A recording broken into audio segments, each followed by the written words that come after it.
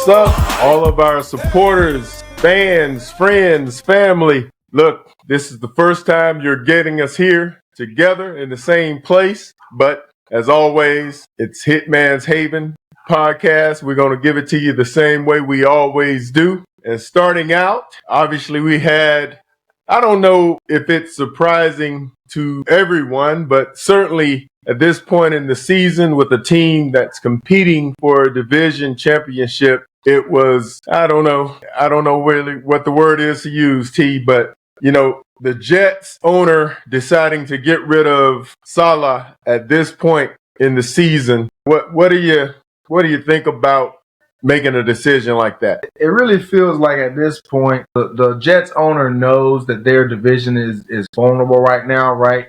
Miami is in shambles. Tua's hurt. They can't really figure out what they got going on. The Bills, they have Josh Allen, but he's hit or miss. They've shown some good things. They've shown some big time weaknesses.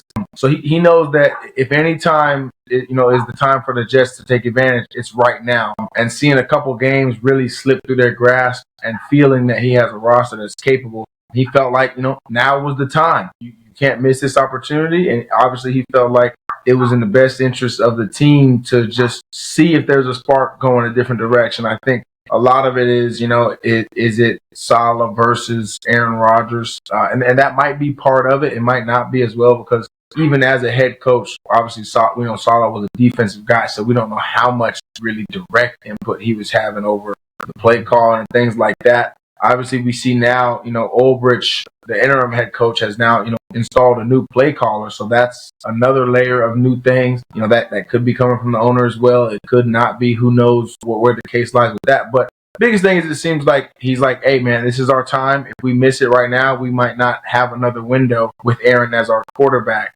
So strike while the iron potentially is hot, because we obviously don't know for sure that it even is yet at this point with the way the Jets have played. And the fact of the matter is, we definitely know that Aaron wasn't. You're not going to get rid of the quarterback. So if there was any friction, I think that the scene of Aaron in that game where he comes in and they want to, well, at least Salah was attempting to dap him up, and it's almost like he pushed him away. That certainly is not what you want to see from a coach and your QB1 on the sideline. So that certainly raised some eyebrows. I can certainly see where you're coming from as it relates to the spark, because sparks for teams are created all kinds of ways. What was it? About 3 years ago, they fired McDaniels in LA, and not LA, but in Las Vegas, and they ended up being a playoff team. And the interesting thing though around that is that dude didn't it wasn't McDaniels. Who was the coach before McDaniels? Because I think Gruden. They fired Gruden and installed Bisaccia as the interim coach. Bisaccia then kind of ignites the team. They go to the playoffs, and instead of keeping Bisaccia, they go and hire McDaniels. And I don't even know how I even included McDaniels, like he was the one who was fired in mid-season for Bisaccia. But look, the spark can certainly be created any kind of way or ignited any kind of way. And for the owner in this particular case, the division being the way it is and kind of where they are, literally their next game will be fighting for the division lead, because if they win, then they're tied with the division leader, which means that they have the tiebreaker. So I can see that, but at the same time, it's still kind of one of those things where you got to put on your football hat. And if you evaluate this thing from a football perspective, then the people who are the problem are still there. And the guy who actually had the strongest influence on what was succeeding is who they fired. They have the number 2 defense in the NFL?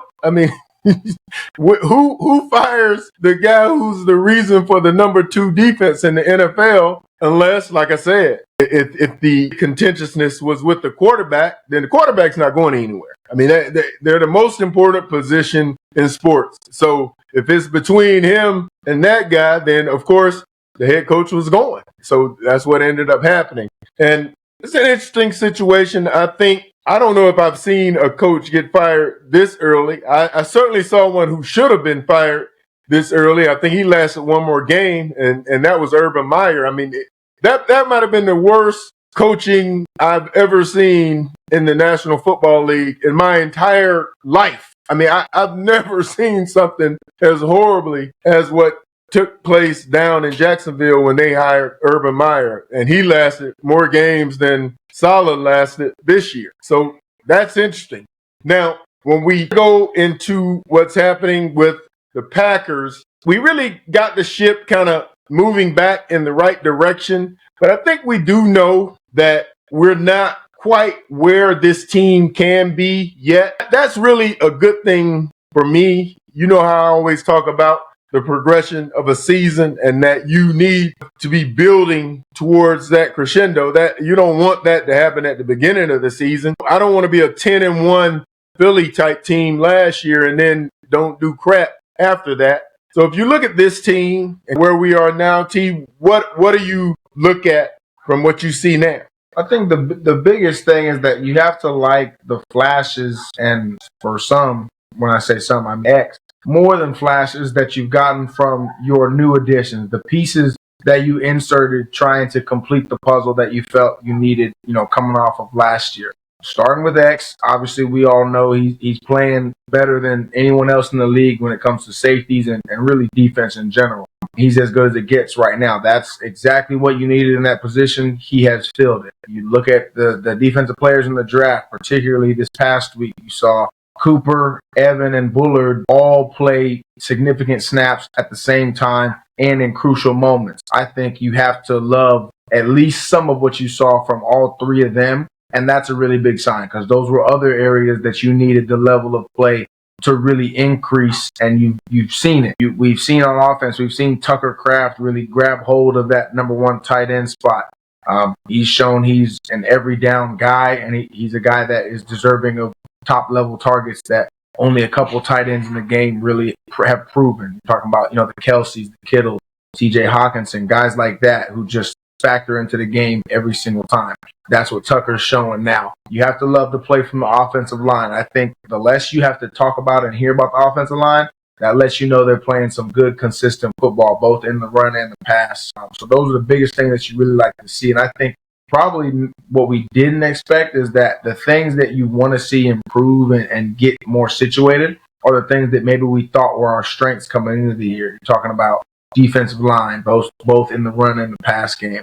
On the offensive side, receivers, it's getting Christian healthy, getting Romeo situated with whatever that circumstance is, keeping Jordan healthy and getting him in a solid rhythm with these players that we have around us. And then I think you're looking at a really complete unit from top to bottom, offense, defense, and even as it comes to special teams. But I think you have to, in particular, really like what you've gotten from your new additions so far this year. And the new additions, the two primary being Josh Jacobs and X, like you said, I don't know that we could say that we would have expected X to be anything more. I mean, he's what we expected and more. And of course, with Josh, I mean, from the standpoint of average and opportunities, I mean, he's certainly giving you everything with the opportunities that we've given him. I think, if anything, we would have probably expect for MLF to probably give him a little bit more of the load because he is one of the types of players who can carry more of the load. But I certainly can piggyback right off of, if we go back to our before the season conversations where we broke down the position groups, our two strongest position groups probably have the most areas in terms of where they need to show growth. And even with that, they're performing when you go back and look at, I guess, how they affect games at the right time. It's happening at points. But at the same time, we know what they can be. So if you look at the defensive front four in particular, I don't know that we were putting a whole lot of weight yet in the linebacker group outside of knowing that we were bringing in a very talented, he was supposed to, I thought it would be a Mike. He has really become, I guess, whatever they will put next to Quay, because Quay is the one that they won't seem to take out. Anyone else, they'll rotate, but Edge is talented. Edge is the most talented off-ball linebacker we have. I don't know anybody watching the Packers play can see him out there and say that he's not. But from the standpoint, again, of what we looked at as really the strongest group on the defense, it was the front four. And right now, that's not really what's showing on a consistent basis. And then on the offensive side, the receivers from a holistic standpoint. So if we look from 1 to 6, we saw that group as one that was going to be hitting everyone on multiple levels and all that type of stuff. And right now, having a 11.1% drop rate, that's not something that you expect to have. Now, of course, we know a high number of those are coming from one player, with Wicks having kind of a tough time right now. But still, we looked at the group holistically, and the way that they're using him, it doesn't matter who is struggling, it's going to show in the whole numbers of the group. And now we can flip that also and say there are, at least on the receiver group, I can't really say that from the lineman standpoint, except for the fact that our guy who I would have been saying that about is now injured, and that's Wyatt. I mean, Devontae Wyatt has taken the step we wanted him to take, but right now he has that ankle injury that's keeping him out. On the receiver side, though, look, Reed is basically Debo. I don't even want to say Debo. People say Debo Jr. I don't even want to say Debo Jr. because he actually is more explosive than the regular Debo. So if we're talking about a guy who is able to do the Debo type things, look, Reed is that guy. Now, I do believe that because he's shown that versatility, that we're kind of losing our creativity with some of the other pieces. Now, yes, Christian was out the last game, but look, man, this dude runs faster than anybody on that team. And he also is a great person with the ball in his hand. So he's not just straight line fast. I mean, he's great with the ball in his hand. So, of course, I would expect that we are going to get some more out of Christian here moving forward. And I just kind of sum all of that up in saying, sitting at 3-2 and knowing that we aren't where we can be with those groups, part of it, we got to look at the fact that Jordan missed 2 games. Look, chemistry is a real thing, so that we're going to build as they continue to play together. But we're 3-2, and we know that our 2 strongest position groups have some more work to do. I think that's a positive thing. Now, if you look at it going into this week and what you've seen from the Cardinals, are there any concerns when you look at who we are and the Cardinals? I mean, I think the biggest thing, right now, Kyler Murray is hot. And I think the D-line, whether we wanted to use we weren't generating pressure because we were focused on containing Jalen Hurts and the other quarterbacks that we were playing, that's fine. If that's going to continue, then, we have to contain him. Obviously, a lot of people saw what happened last week. The Niners let him out of the pocket. He threw up the deuces and he was gone. No matter how big, how small he is, the dude just finds a way to make plays. And right now he's making them as well as any quarterback in the NFL.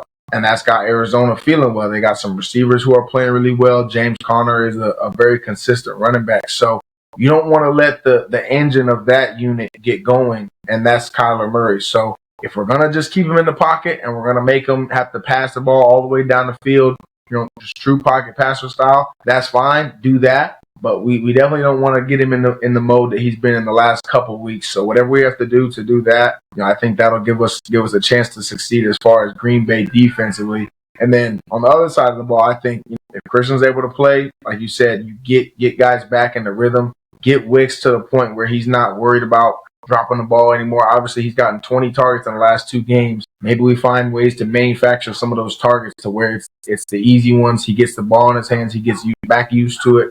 And whether it's 2 targets or 10, he's feeling good about what's coming his way. Get Romeo back in the flow of things. Obviously, we know that was an awkward situation last week. But at the end of the day, these guys are playmakers. And when they're on the field, we have to find ways to use them. So that's just what we need to do. And I'm still completely confident in that 1 through 6. And if you look at what we know they are, and in terms of moving forward, each of them has gotten a chance, whether it's obviously the ones who are starters and play a lot, or in Heath's case, he really got to get in there last week quite a bit. And, Bo has gotten his spot duty. But they've shown those same strengths when they've gotten out there on the field. So if we can get this thing going, get the chemistry going, I am confident in the fact that we will certainly have a strong air attack when we get the chemistry from both Jordan and these receivers going. And when you add in the tight ends and what Tucker in particular is bringing to the table, look, I said when he first came in that he'll be more like Kittle than he will Kelsey. And I'll be damned if that's not what he's doing,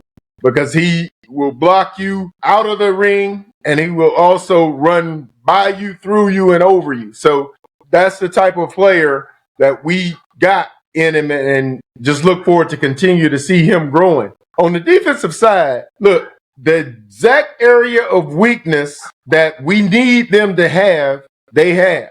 They've not only had some issues with the linemen, but they also have lost one of their best linemen. So if you look at it from, we said it last week, we need our defensive line to step up. It's time for y'all to get well. Let's go. Let's get this thing going. It didn't necessarily happen, not consistently through the game, but at least we came through it on some important times. We need to see that happen this week, and primarily because if you look at Stafford is a veteran quarterback who is a gunslinger. And he's always played with a garbage line. So having a line was never something that was whether or not it was going to make him better. He was going to be who he was with or without the line. Now, when you look at Kyler, if you can't get to Kyler, and he has not only the ability to stand back there and complete passes or go if he wants to, because we're not even pressuring him to get the ball off, then we'll have a long day. Kyler is a plus athlete of the plus variety. I mean, he will make you absolutely sick. And that's where I shared with you earlier. I think we have got to release edge. This is the game for him to do the exact same thing he did to Milroe when they played Alabama last year. He needs to bring that type of opposition to Kyler, because otherwise we'll have a long day trying to chase Kyler with linemen who have had a hard time getting pressure. That's not going to be something that we need to go into this game and replicate again. We really can't do that and expect to win the game. If you look at it from the areas where, say, you've seen some weaknesses or holes, what would they be? I think you hit on the biggest one with the Cardinals' offensive line. They already weren't, just a top flight unit, and I think obviously having some of their guys injured, that makes it even worse. So, we've kind of had a couple weeks in a row of a really bad O-line with Tennessee and injured O-line with the Rams. And then you're coming into a situation where it's kind of a combination of both of those two. So you want to see those guys take advantage. They've got to figure it out. Obviously, Wyatt doesn't seem like he's going to be playing. But you got to get some production out of that unit. You got to, high-paid guys across the board. Kenny Clark, Preston Smith, Rashawn Gary. You got to get something out of them. And then guys who we did see make an impact at times last week, Wooden and Brooks. You want to see those guys continue to elevate their level of play. Slayton continue to make some more plays. So that's a big area for me. And then just, going against the Cardinals secondary, I think when we're on offense, if we have the full slate of guys back, that's Romeo, Christian, Jaden, Wicks, goes on and on. I just want to see them find ways to take advantage of one-on-ones. I think Cardinals have some guys in the secondary who aren't all that big. There's some quality players there, but I mean, if we get a one-on-one and it's Romeo or Christian or Wicks on Buda Baker, great player, but very small in stature relative to those guys, and those guys also can move just as good or even better than Buda can. Those are the kind of matchups you want to see really taken advantage of. And I think there's some opportunities there when the Cardinals are going to have to respect the run game of Josh. They're going to have guys in the box, and they're not necessarily the best team at generating pressure, At the same time, our O-line should be able to handle a lot of what they're able to do. So I just want to see guys get opportunities to win on the outside in matchups that, for the most part, they're always going to be favored in. I want to see more of that happen. And those are my two areas of weaknesses as well. I just believe our run game is going to work no matter who we're playing against if we really commit to it. So if we commit to the run game and then off of that play action pass, we should be able to take advantage of not only, like you said, the physical mismatches, but there simply aren't any players over there who anybody in the league is going to say, yeah, he can shut their 1 and 2 and 3 down. They don't have that guy.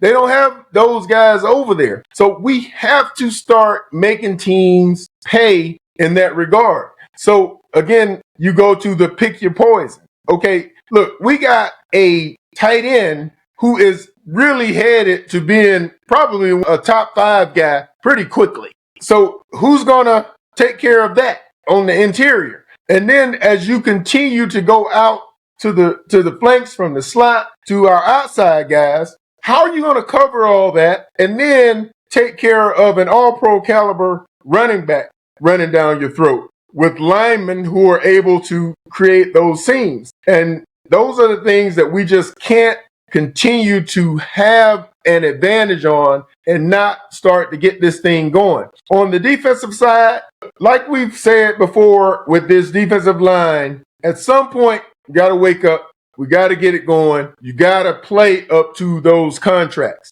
I'm not really as concerned about the outside. If we have our corners, and I'm talking about the actual corners that I would put my money on. And so if you put Carrington Valentine out there and you have Ja out there, I'm not worried about who they bring out there because I feel like we're just fine. Look, we have somehow taken our safety for the last 2 years of the Green Bay Packers. Our safety room had nobody. I don't think any of us would have been like, oh yeah, that guy right there definitely going to make the play. Now we have 3 dudes that we trying to figure out how do we get all 3 of them on the field. We want them on the field playing. That's how good these guys are. So when you put our corners with our safety guys who also step in there in that nickel dimes type situation, we are a solid defense. Now, from the linebacker position, somebody got to show something besides Edge. And the fact that Edge is getting what I think the maximum he had is like 30% of the snaps or something like that.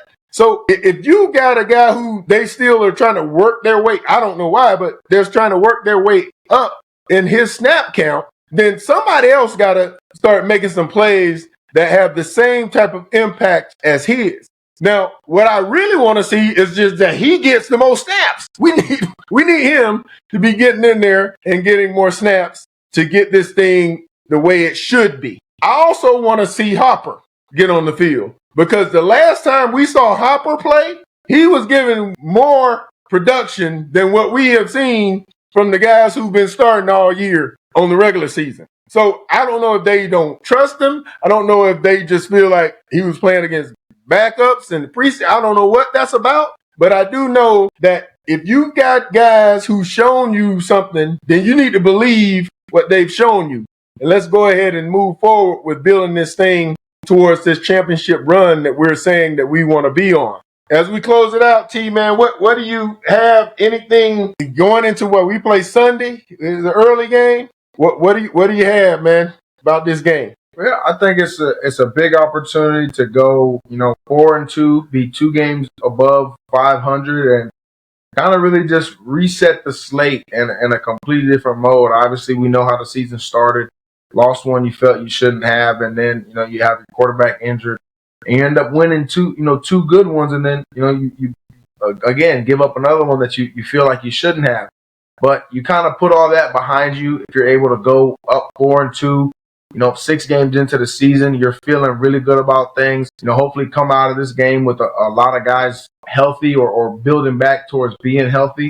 And I think you're right. You're right in the position you need to be to really make some noise in this heart of the season when you're going to have big division games. Obviously, you know where Minnesota's at. You know the level that they've played at. So right now, it's about staying within striking distance of them. You have to keep upping your level of play and challenge them to sustain what they've been able to do, throughout the bulk of a season. And it's either you're going to be able to catch them or they're just going to keep showing that they're the number one team in what is a really tough division. So I think that's the biggest thing is this is a week, you get a win here, you start getting on a little streak, and you're really right where you want to be when it comes to the division and setting yourself up for a deep playoff run. And it's really showing that you're either a contender or a pretender. This is where we are. This is that point in the season. And I truly believe that at this point, we've shown we have the strongest division in the NFL. And when that's what you're working with and against, then you got to step up or either go ahead and get out of the way. And this is a team that has the talent to step up. And I'm looking forward to us doing that. Starting, like you said, Sunday, getting to 4-2. So we're going to go ahead and close this one out. Don't forget to like, subscribe, share.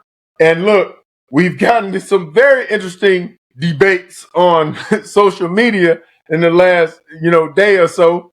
You look, share it with all of your people, everybody who's trying to figure out who these guys are. Look, Christian Watson's brother and Christian Watson's dad. Look, we also played this damn game. So we are our own people. So you got to understand that we're speaking from experience and what we've been able to bring to the table. So it's Hitman's Haven podcast. You can find us on YouTube, Apple Podcasts, and Spotify. And until next time, go Pack, go.